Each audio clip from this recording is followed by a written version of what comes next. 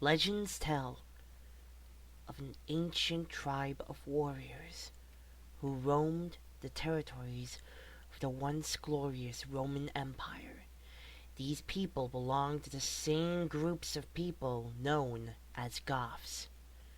But these people were different from the Visigoths or the Ostrogoths. No, these people were the stuff of nightmares. Who were these people? They were known as Cinigoths. There are many myths and stories of the Cinigoths about how they came to be. Traces of their existence can be found all around Europe and most of Asia. But who were they? What kind of culture did they have? But most importantly, what happened to them? The Cinigoths were discovered by Roman legions on an expedition. Rumors spread between the people of a mythical race of barbarians in the Far East, far beyond the boundaries of the Empire, or any known civilization at the time. The Emperor Valentine Octavius sent soldiers to see if the rumors were true. For the soldiers, this meant venturing out into the unknown, past the Germanic tribes, past the land of the Scythians. Who knew what world exists past the point of human existence? The legion began their quest. Leading the trek was an Iberian known as Canar, a popular general in the Roman army. It was he who ventured the men through woodland, through freezing winter snow, traveling for many days and nights, to reach the edge of the world where no man had ventured. The men feared of what they might find. Some fear of finding monsters of vile nature, with appearances unlimited to the imagination or rational thought. Some thought of finding the gods themselves gathered together in thick woodlands.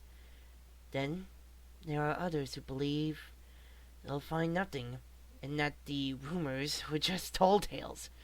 But Canar refused to turn back. If there were an unknown tribe of barbarians, Canar, being the patriot he was, wanted them to know who was superior. Days passed, and the men grew tired and restless. Some even considered turning back for Rome. But as Canar was about to give up, he saw an overpass. The men quietly passed through till they were concealed by a thick fog.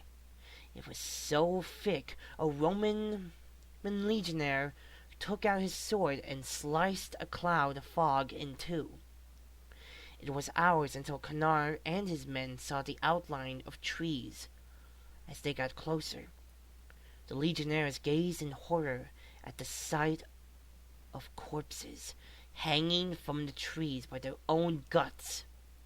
Many saw human skulls mounted on spikes, and finally Canar saw a forest made out of impaled corpses. Some of the men cried in horror. Others threw up at the sight of gore before them. Canar had the feeling that they should not be here, nor were they supposed to be here. As they were about to leave, the legionnaires heard the sound of a horn and saw movement from the shadows. "Come out and show yourselves, or face the might of Rome!" shouted Canar. "Your barbarism will not frighten me." As Canar saw, as a legion of warriors revealed themselves to the men. In fright, the army was gigantic, 5 times the size of a normal human, maybe even more. They were dressed in bone and fur, and wielded weapons unlike no other. The men-like creatures roared an inhuman battle cry, and dashed towards the men. Canar and his soldiers were ready for a fight. It has been 10 days since Canar left Rome, and the Emperor was beginning to worry about his childhood friend. Just then, and was told that Canar had returned, but when the Emperor met Canar, he saw in horror. Canar was injured and was covered in blood. His uniform was tattered. The Emperor saw the look of fear on the Iberian's face. It was as if he saw a ghost. The Emperor asked what was wrong. All Canar said was 3 words. "Beware the Cinigoths," he said. He broke down laughing like a maniac, taking out his sword and slit his throat. Within the course of time, tales of the Cinigoths spread through the empire, as well as other empires at the time. Soon then, Rome fell by Vandals, but some saw the Cinigoths as they massacred millions. They were described as godless and inhuman. Some say they're from another realm of a different plane of existence. However, centuries later, Russian imperialists failed to find the mythical Cinegothic tribe. But that didn't mean they never existed, right?